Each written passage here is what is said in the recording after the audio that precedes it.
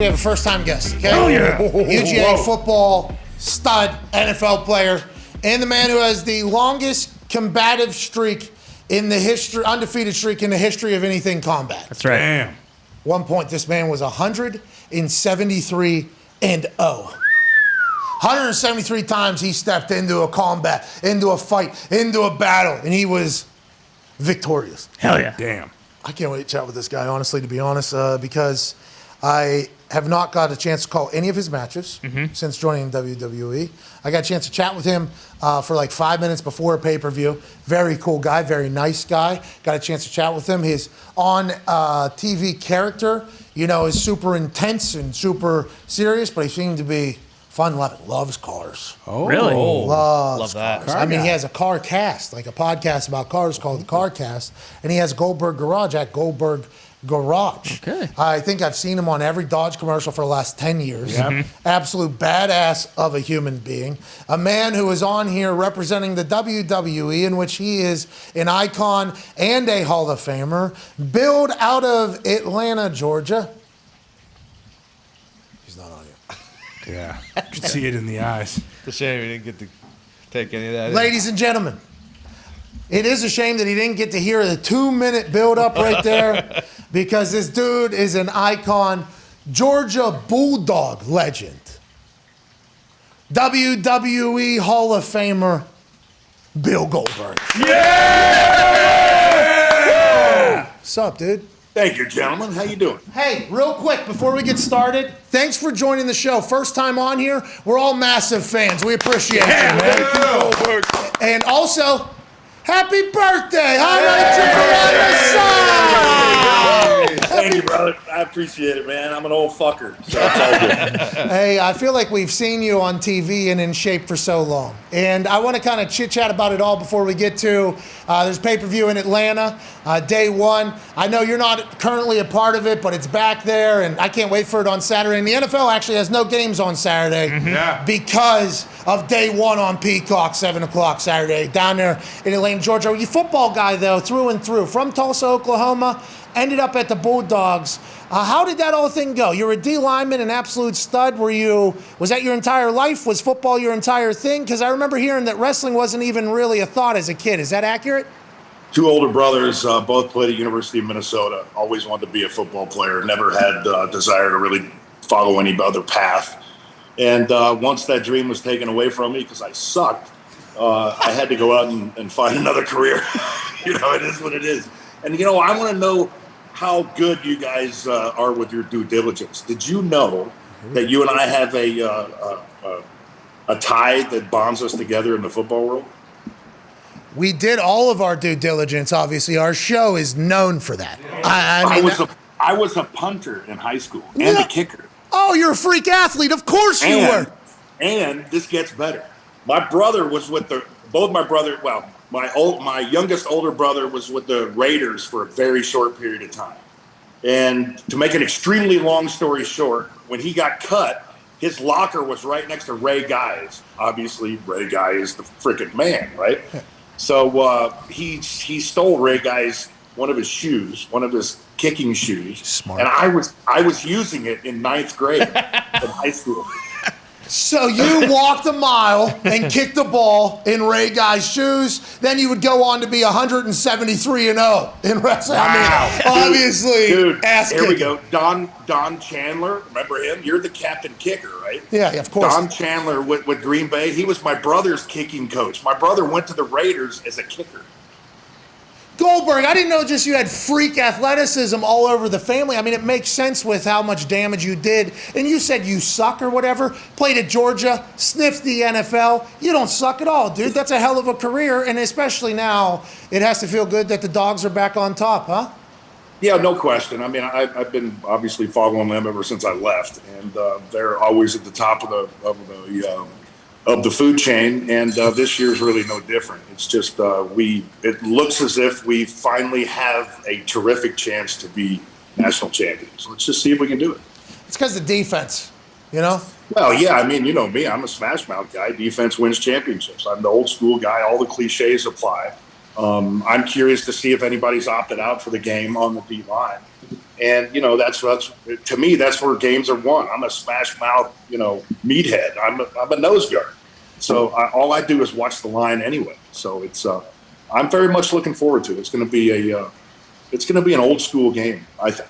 Well, being an old school meathead guy, the transition into wrestling was easy, hard, because it's not and you know obviously better than me, but this is a story that I kind of heard, and kind of rumored back. I guess the Mike Tyson knockouts, how he would go in there and the buzz and the electricity of maybe a first 10-second knockout led to maybe the evolution of what the Goldberg character was. And maybe they needed the proper person for that particular thing. But whenever you were going in the time, there was nothing that brought a crowd to their feet more than when the gongs hit and the goddamn Goldberg chant started. And you would come out of that thing, and then the match was you slaughtering somebody. I mean, just burying. But that was the point, right? Yes. I'm not going to bag on the wrestling business by any stretch of imagination, because ultimately it's made me who I am. But there are enough chain wrestlers out there. There are enough guys who can do all the high-flying moves.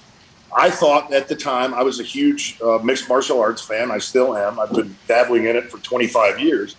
And I knew the UFC was going to take off. I was a defensive lineman, right? Okay, so it was extremely tough for me to be making my debut in the Atlanta area, in that everyone knew me from the Bulldogs and the Falcons.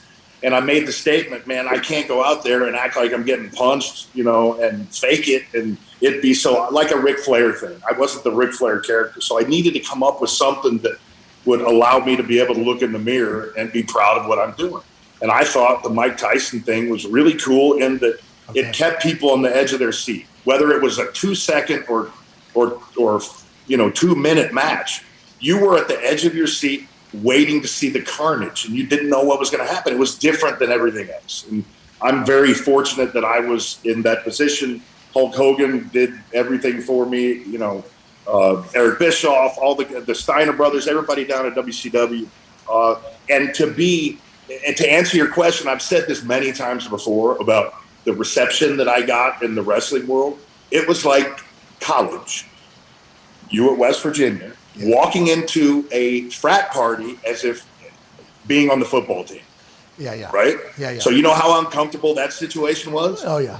Yeah. That's exactly how it was at WCW. Every single night, how too. It was to be in the wrestling business. And that's every single night, by the way, because everybody's coming to watch it, so you have to be there. And these guys who have worked, their entire life, bingo halls, that's no joke. Bingo halls, armories, gyms, they're trying to get there, trying to work the relationships. They have natural friendships that have carried through promotion to promotion. And then they drop this meathead in there, and they're like, hey, here's what's going to happen. He's going to have his whole walkout from the back, something that a lot of wrestlers probably dreamed of doing at the time, weren't able to do it. You go out there and you become a sensation.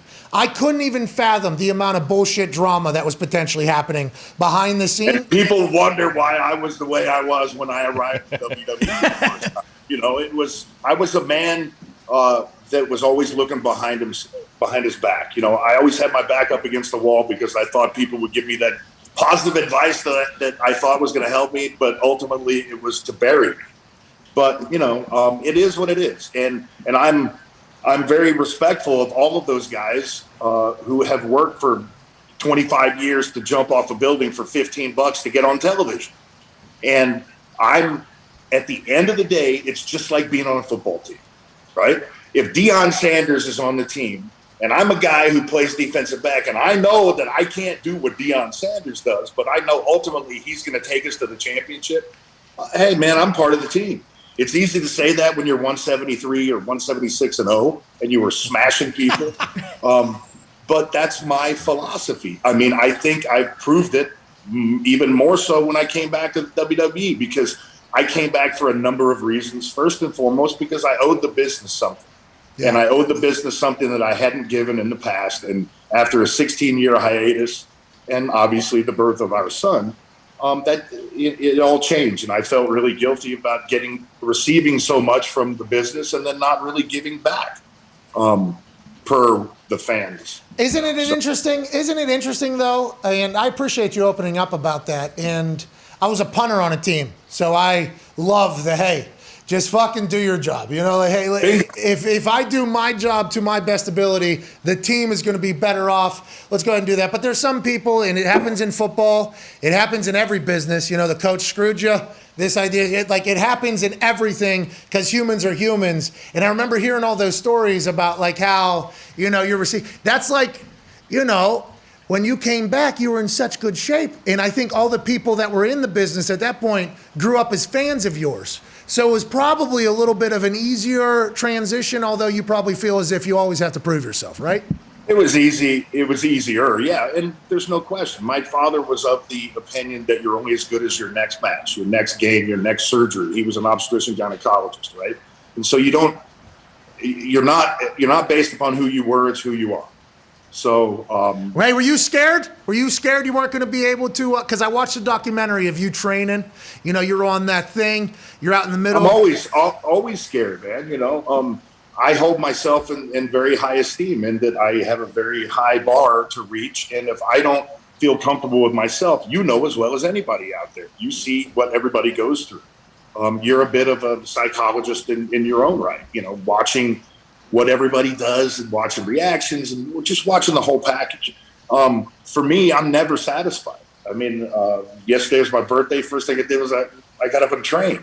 You know, Hey, what'd you do on your birthday? I worked out. Get the fuck out of here. All right, I'm Goldberg. I got to, man. I got an image, right? And I have a son, and I have a mirror, and I think that hard work definitely pays off. At 55 years old, you know, look at Edge going out there and doing the thing that he's doing. I mean, he's in great shape. It's funny because nobody says, other than you, hey, look at Goldberg. He's in pretty good shape for 55 years old. I don't really hear much of that.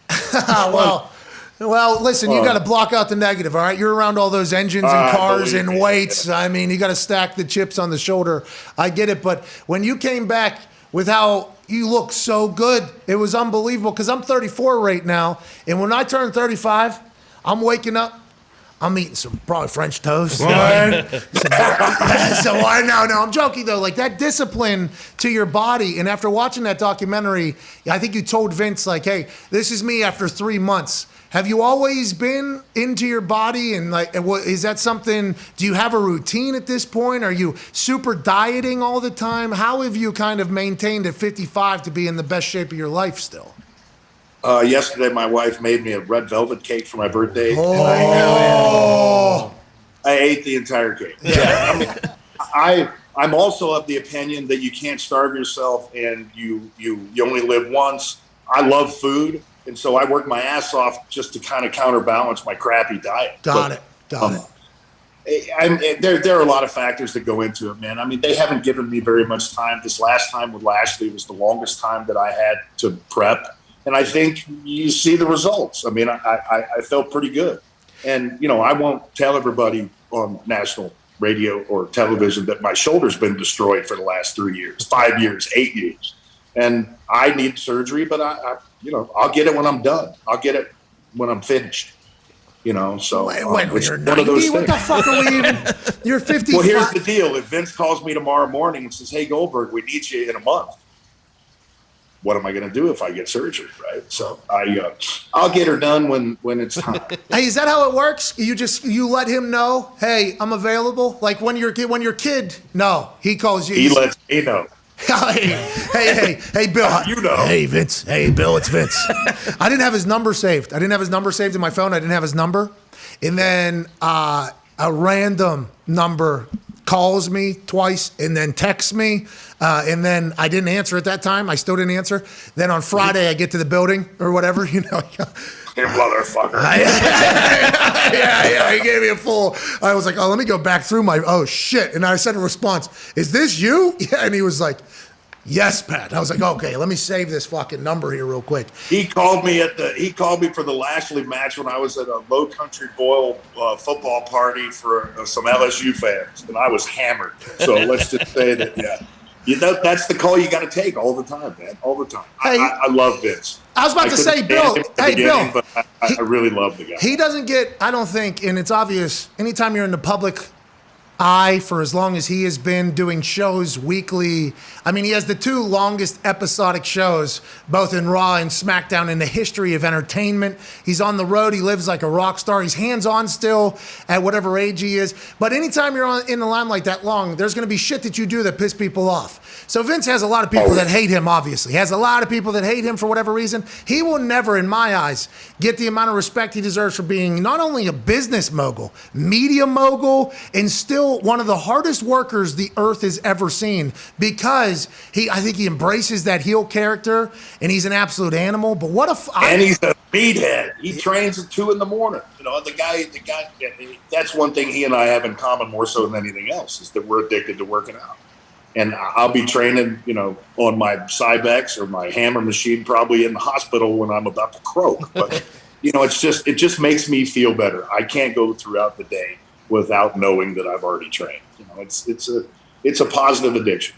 When you go over to like Saudi Arabia, when you're requested by royalty allegedly, and you go over there, and you know that that's a part of potential world history, right? And a lot of things have been said about that relationship and the crown jewel, but I feel like to make progress, you have to take easy steps in there, and who knows what the future holds for the entire world. Literally every single day could be something different. But when you go over there, and when you did the USO tours and stuff, do you realize, like, hey, this is different than what we normally do on a day-to-day? Is that something, or do you just stay focused on the task at hand whenever you do something like that? Well, after a 16-hour flight, you know that it's not normalcy once you land. That, and you know, you hear the praying going on in the evenings, and you know, as one of the most visible Jewish guys on the planet, I was terrified to go over the first time. I really was. It was under the auspices of the WWE, so obviously the security was there. And I'll be perfectly honest, man. I mean, I haven't gotten a reception like that anywhere around the world that's much better. I mean, those people are so appreciative of what we do, the characters that we are, the business that we provide for them, the entertainment we provide. And let's be perfectly honest, man. We were there at the groundbreaking stage of the westernization of that part of the country, of that part of the world. And we caught a lot of shit in the beginning. And I think, you know, look at all the people who've jumped on board right now. Look at all the talent, all the events that they've been able to put on to westernize, to bring Saudi Arabia, you know, Evolve. Well, yeah, that's the word I was looking for. No question. So I think we caught a lot of shit in the beginning, but I think we should be very proud of the precedent we set, you know? That's so real to hear, because you won over there as well. So not only did you get a massive pop whenever you came out and the Goldberg chants were so loud, you win, they celebrate alongside of you. I think a lot of us back home here who have a sense of what's potentially going on in the world, not enough, it was like, oh, that's a cool fucking moment. You know, I mean, that is It was. My wife was there. My son was there the first time we traveled to Saudi. And, you know, it was nothing but the utmost respect. I mean, it was a terrific trip. I suggest that people do it, try it, because you never know until you try something. How many more years do you think Vince is just going to call you when you're drunk at parties and stuff for LSU folks? Do you ever think about that? Do you ever think about that at all? I got one more match left on my deal, man. That's it. That's all I got. Is that breaking news right now or no? No, everybody knows I got one more left. That's it. Oh, so I didn't do any due diligence. I learned you were a punter earlier. We actually have the photo of you punting. You look good. No bull. Wow. Oh my God. Look at that little leg extension. That was probably my Charlie Brown punt, the one that went, it was in the rain and it went behind me. Oh, you had one of those? Oh, yes, I did. I also went to camp in River Falls, Wisconsin, Doc Story's kicking camp. Did you learn anything? You kicked the ball backwards. No, well, that was in the rain, and you know. No, I was pretty damn good. I was that guy who kicked off straight and would run down the field, make the tackle, kick his shoe off, have another shoe thrown in, and still be on the defensive line for the next snap. Yeah, that's awesome. Hey, and you're a freak athlete. I would know that you'd be a great punter or kicker. You know, it takes that certain level of. In there, I think we could have worked on the leg extension a little bit. You know, it felt like you were kind of half cocking that thing. Maybe get it up. No, that was the downswing. Oh, that was after. The ball was already gone at that point. Okay, got it. Yeah, got it. The boys have a couple questions for you. Is that okay? Yeah, man. I got one question for you though before they throw them to me. Okay. Why do you think that the kicking the ball out of bounds as a punter on the within the 10-yard line has been completely forgotten in the National Football League? Okay, so there is a real answer to this, and you will respect and appreciate this. So as guys, back in the day, there used to only be like one or two good returners in the entire league. Remember, there was only like one or two. Then everybody started seeing the benefits of having a great returner. They started adding, let's get our most explosive player to be back there. Now the league has like 15, 20. So not only in the return game did the game evolve on special teams, but also for the guys rushing punts. There was a stat that came out. If you blocked a punt, you won like 80% of the games or something like that. 80% of the time, if you blocked a punt, you got in there. So then as guys continue to run 4.5s, 4.4s at 260, 250, they all started lining up rushes right off the edge. So now the name of the game is staying within the pocket. So the coffin corner, you got to kind of go to the side and kind of aim out there. But in the end over end style, you can stay quicker and more compact in the pocket. So it's just a much easier way to get the ball off without any fear of it getting blocked. And also there's a good chance it's going to probably end up being a fair catch or check up for you. So the coffin corner, although some guys still do it, they do it from a little further out. You just, people stay out of going out to the outsides too much due to the potential block fucking your stats, ruining your team, and probably losing the game. So it's a stats thing. No, it's for winning the game. Hey, stats are on everybody's side, Goldberg. You know that. Go ahead, Ty. Bill, huge fan first and foremost. I still remember where I was when you got tased by Scott Hall, ruined my entire month growing up. But I also remember, I don't know if it was Nitro or Thunder, but you're basically shattering the windows of a limousine. I think you got real juiced up. You elbowed the window and just blood started spraying everywhere. And I read that you severed an artery. Yeah, and they almost had to amputate your arm. Obviously, when you've been in the business as long as you have, like, stuff's going to happen. But has there ever been anything like crazier than that? Like when that happened, where you're like, oh shit, like this could be the end of my career. I didn't. Those thoughts didn't go through my mind by any stretch of imagination. I was after Scott Hall that night. I think that's what ultimately did that. There was a sledgehammer I was supposed to grab going out of the arena to smash that limousine, and I figured that I'd just do it with my arm. Yeah.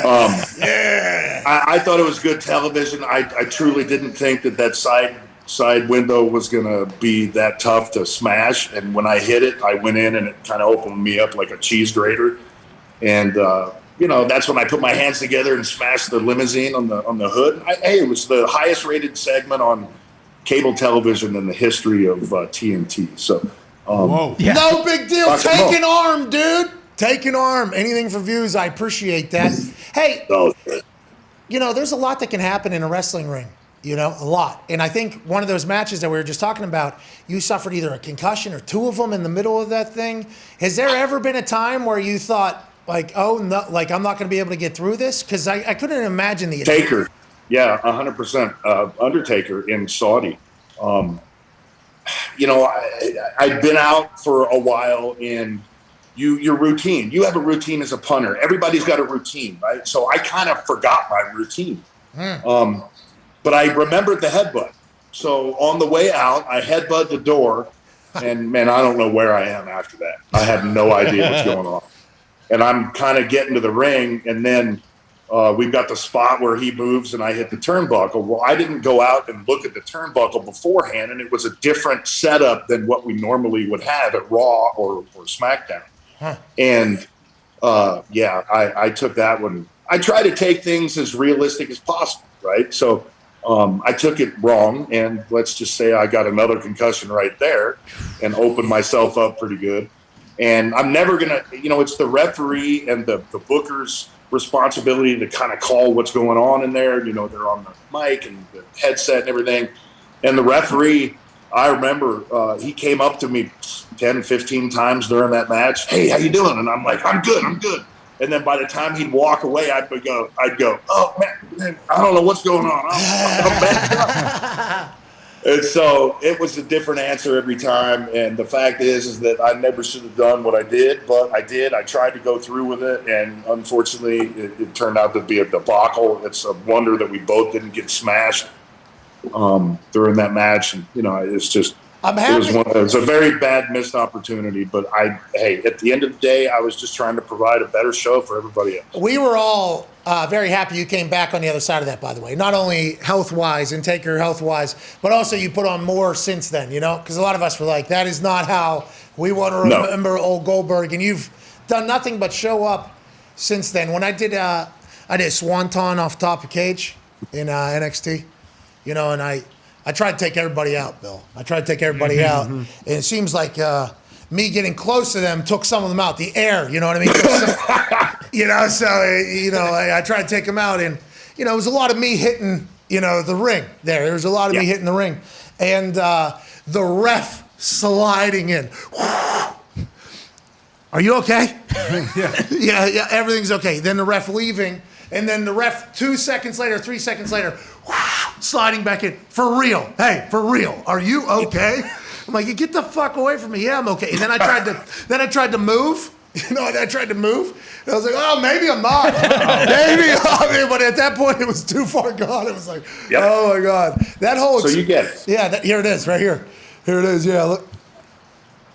Oh, yeah. Jesus Christ. Hey, pretty good swanton though, huh? Way to go, dude. Thank you. I took them all out. Took out 7 guys. Oh, yeah. Took out, no big deal. How we doing? Keep it moving. Go ahead, Connor. Yeah, Goldberg, we're all pretty big Adam Sandler fans, and you happen to co-star in one of his movies. Is Paul Crewe one of the grittiest quarterbacks you've ever played with? And how do you think the Mean Machine would shape up in today's NFL? Oh, Mean Machine would get killed, unfortunately. Not enough we didn't have speed. the speed. Yeah, We speed. didn't have the speed. I mean, Nelly was pretty damn fast. I can tell you, he was taking most of the reps. There weren't many doubles for Nelly. And by the way, everyone had a double in that movie. Ask Michael Irvin how much running and how much But God damn it, I did everything. Whoa! I did everything except for run down on one kickoff because I was in Sturgis. Because I had that in my contract where they had to let me go for 3 days to go to Sturgis for the rally. Oh my God, that is hysterical. Nobody's trying to run down on kickoffs. Literally, you're like, I'll run down. That's where on I tore my hamstring as a rookie. The second kickoff, the second kickoff I ran down was against Phoenix, and tore my hamstring at about the 20-yard line. D lineman, nose tackle playing kickoff team though, huh? Hey, maybe give yourself a little bit more love every once in a while. I had to do what I had to do to be on the team, and they ultimately cut me. So it is what it is. Well, you pulled a hamstring. They came to a settlement. Our last question here, before you get out of here. We watched this morning. You and Kevin Green handling business on Pros vs. Joes, and obviously the late great KG here. You guys had a great friendship, I believe, right? That the WCW either birthed or went from before then. He's obviously moved on. AJ's normally here. He's tight with him as well. We've heard nothing but great stories. But those types of moments, I'm sure you look back on pretty fondly, huh? Pretty proud of that, man. Kevin Green, my second stint at the Rams, was my roommate. And talk about a loose cannon. Talk about a great guy. Talk about a guy who... talk about a time where, you're actually rooming with an idol of yours. At the Falcons, I lockered next to Pierce Holt. Pierce Holt, to me, was God. He was one of the best D linemen I'd ever seen. And to be able to be in their presence and to be able to learn from them and to be able to befriend them, that was some of the coolest times of my life, man. I got to say. I mean, I'm a football player, true and true. And Kevin Green epitomized a defensive end, a linebacker, outside linebacker. The guy had so much energy; it was unbelievable. And you just feed off of that. And I love the guy to death, man. And God rest his soul. Hey, obviously, God rest his soul to KG, but you're a meathead from Tulsa, okay, who has the longest streak in the history of sports entertainment. You played in the NFL. You were a punter. You were a kicker. You're Dodgers guy. You got the car cast. You're an actor. Pretty fun, and you won in Saudi Arabia as a Jewish man. I mean, fucking hell of a run here as a 55-year-old man. Happy birthday. Thank you for joining us in Saturday, Atlanta, day one. What's going on? Are we in shape or not? You know what I mean? If Vince gives a call Friday, what are we doing? Absolutely, you and me tag. You don't want that. I just got paid too much money, ate too much food. I don't know if I'm the right driven guy. You ain't got to do shit. Just lay on the guy after I spear him. Hey, I need a win. I lost that match, believe it or not, what I just saw there. I do. I need a win, and I think teaming with you would be the right move. I appreciate you. Ladies and gentlemen, WWE Hall of Famer, Bill Goldberg. Hey, go Dogs, dude. Love you, brother. Appreciate it, guys. Y'all have a great day. Hey, you too, man. Good guy. Yeah, that was awesome. Incredible. Fucking Bill Goldberg, dude. Yeah. Tone was going to ask a question, but it was actually Connor's question. Right? Isn't that what you said? I was going to ask the pros and Joes. Yeah, pros and Joes. Okay, I thought you were going to ask Mean Machine question, but I mean that guy's been there, done that. Oh, yeah. I remember us whenever he was standing in Saudi Arabia he was on the second turnbuckle in the corner with his hands up or whatever, and it was like, that's fucking pretty cool Just to be feels having. good having Goldberg back. does. It does. Yeah.